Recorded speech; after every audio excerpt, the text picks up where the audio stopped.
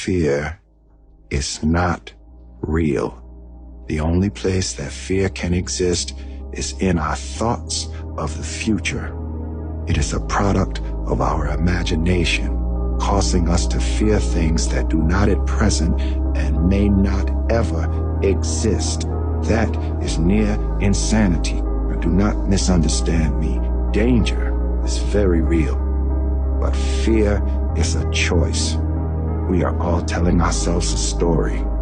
Your brain is the most powerful weapon in the world. If you can't control your own brain and your brain controls you, you're fucked. You gotta tell your brain where you wanna go and how you wanna go and how you wanna get there. You gotta control it. If not, it's over. At some point, everything's gonna go south on you. Everything's gonna go south and you're gonna say, this is it. This is how I end. Now you can either accept that or you can get to work. That's all it is. You just begin.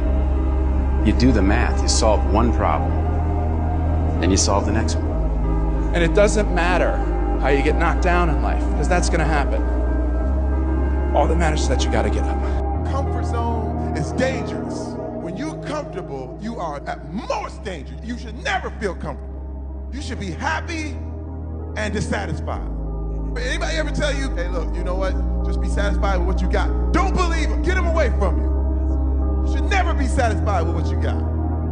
Because the attempt to get more makes you into something better all the time. To convince myself that I'm gonna make it, you know, regardless of how people felt at that time. And what it does is it makes you feel like, well, it made me feel like there's gonna be points that people are gonna mistake my confidence for arrogance, because I've had to. They don't understand the process I went through and how much I had to believe in myself in order to make these things happen. I feel like you can will yourself into a good space.